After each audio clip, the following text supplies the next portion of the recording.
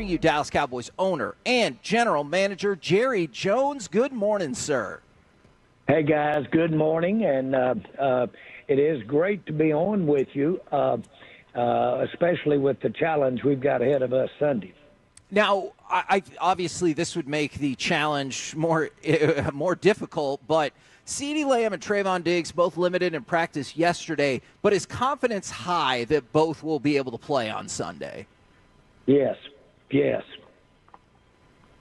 That's a fantastic answer right there. That makes me feel a lot better, Kevin. Absolutely. Now I'm better on that one. Hey, Jerry, I just was told by a listener that's here with us that there's 3 airplanes of Ravens fans heading into town right now. That's a daunting group that's going to come and try and invade that. Does that kind of make you a little nervous as they're trying to walk into your stadium? Not really. We have, I know that there's a lot of tickets being sold to Raven fans, and you can tell that by frankly, the activity in the off-market, which is not your season ticket holder, but the bottom could be season ticket holders just selling those tickets for this game. But that's more than you want to hear. The facts are I fully expect this one to come. I had this one circled as a real, if you will, substantive game for everybody concerned with fans at the top of the list. Boy, they're a good football team, and that quarterback is as good as it gets. Their coach is outstanding. I think Mike and him, in terms of their career record, are real close. Mike may have him a few more games, Mike McCarthy, but he comes from great lineage, their coach. He's from that great coaching family. They know what they're doing over there, and I have all the respect in the world for Baltimore as a franchise. So you put that all together. This is NFL stuff out here this weekend. Jerry, I know that they're 0-2, but in a way, they're probably very desperate to get a win this year and not start off 0-3. Would you rather them have a win on their board right now and maybe not come in so desperate? You know, I love to do what we're doing here, and that's create special incentives for a team. And I personally have that. And while it'd be ridiculous and I seem to be using that word a little more than I should be lately, but it just really would not be accurate at all to say this is a must-win game for either team. It's just not, because that's the NFL. We just need to remind ourselves that this entire offseason has been about what? Criticizing us for how we played in the playoffs last year. Not about how we played during the season. Not about how Dak was almost the most valuable player in the league during the season. Our focus from a fan standpoint, and I'll tell you this, my focus from whatever I am standpoint is about these playoffs. I totally understand that part, too. Well, with this win, though, or this week, Micah didn't say this is a must-win, but he said it's a prove-it game, and we discussed that a little bit yesterday. What do you want the players this week to prove to you? Well, I'd like for them to I know they're going to do a better job of executing what we're trying to do on defense. We did change it up now. Make no mistake about it, from what we've been doing the last 3 or 4 years. Our defense is changed up. And we do need to keep those offensive linemen off our linebackers. That's critical if we're going to stop the outside run. We do need to come up and be significant be really sensitive about our responsibilities if we're coming from the secondary to basically have containment. And all about that is I'm addressing the fact that we've had such a tough time of it with outside runs against the Saints. And but the point is that we can do that. We've seen the players do it that we're asking to do it. And that's always the criteria. Have you seen them do it before? Have you seen them do it back-to-back before? If you've seen them do it, then you know that you've got a chance to improve, and I think we will. But, boy, this quarterback gives you a different dimension, and he keeps plays alive so long. And so it's not going to be as wham-bam, as crisp as it was against New Orleans as far as their ability to gut us on the outside. It's going to be about containment as well and trying to get this guy from backing out of what should be terminal situations for him, terminal in the sense the down's over. We've got to stay we've got to not only protect the running lanes, but we've got to also have containment, which means be careful about committing too fast because he'll bounce outside and there's your big play, and he'll take it either running it or throwing it. This is a problem this weekend. Now, since you were talking about Lamar Jackson, I am curious, is Lamar already the best dual-threat quarterback you've ever seen in the NFL? Well, I am going to answer that question in a way that he is as good as I want to think about right now because we play this weekend. Okay. And so when you start talking about you get in all kinds of trouble. We got a pretty good guy in our lineage that could escape it pretty good in Roger Staubach. Yep. True. And by the way, who is the one most asked for to look at his bust at the Hall of Fame in Canton, the one most requested former player is Roger Staubach that they want to go up and see his bust. But there's your classic, buy time, keep a play alive, run it or throw it. And this guy certainly can be in the same conversation. Well, let's stop highlighting what the Ravens are good at then. Let's talk about something that they themselves have said has been a struggle. John Harbaugh said the offensive line has been way too inconsistent for the Ravens thus far. I'm curious what you've thought about the Cowboys' kind of new-look offensive line through these first two games. I'm very pleased with our offensive line. And we've got I like the makeup of our offensive line. We've got some experience, but yet we've got some serious young players out there that are really performing well under the circumstances. I, too, would look at what kind of shape you're in the offensive line.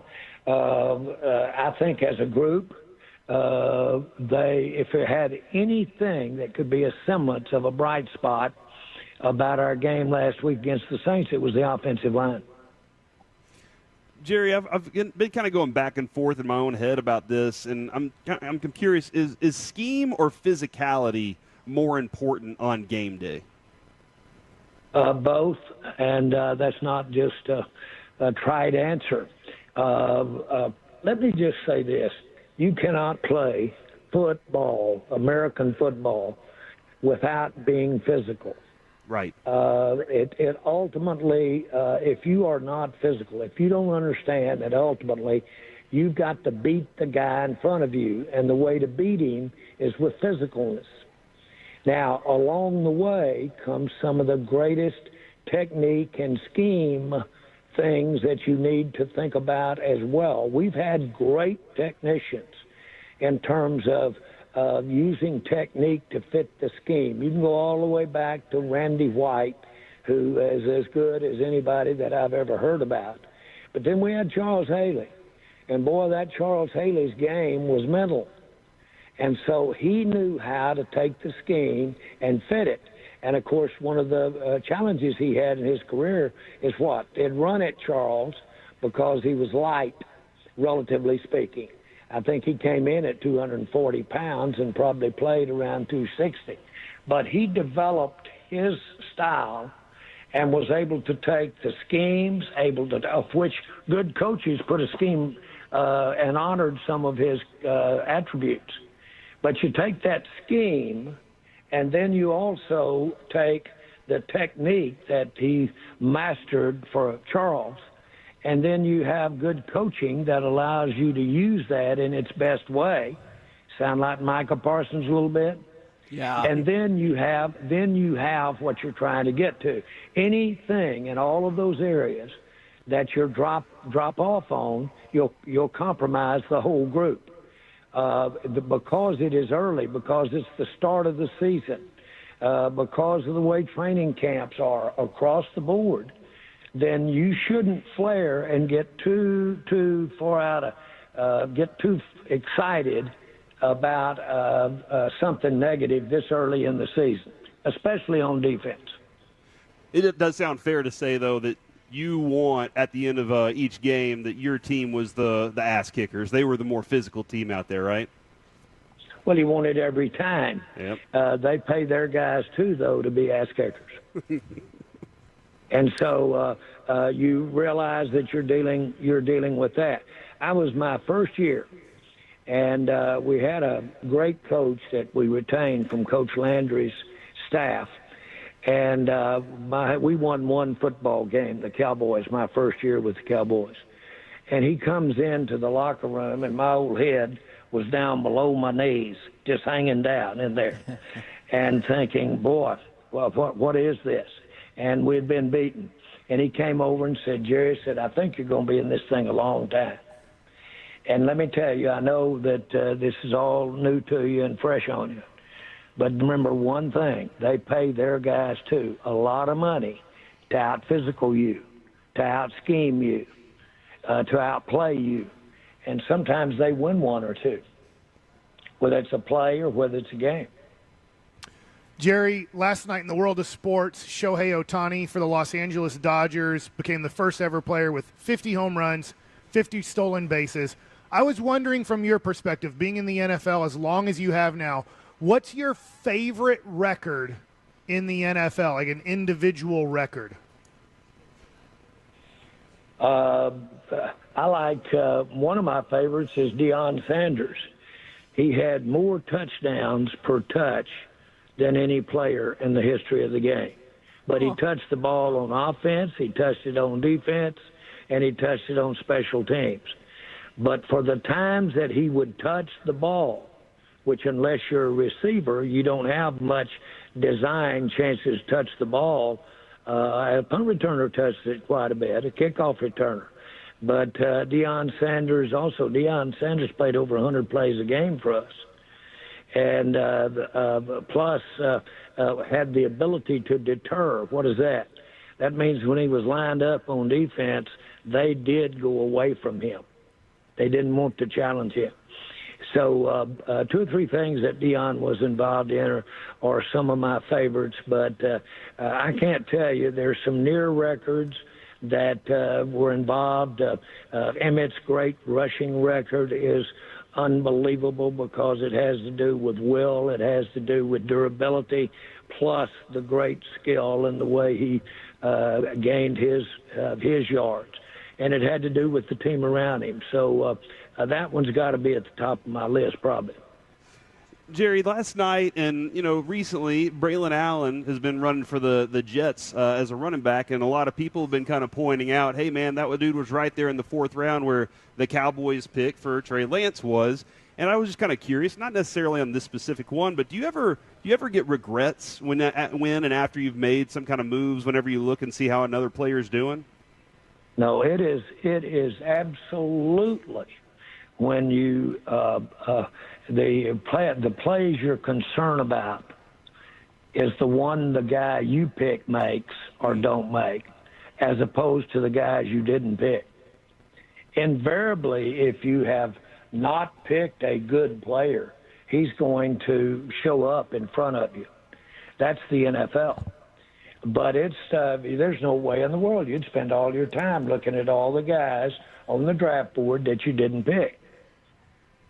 I don't do that. I'm interested in taking the ones we picked and having them out there. And now I'll spend some time with you, talking with you about what he's doing on his first step, what he's doing with his punch.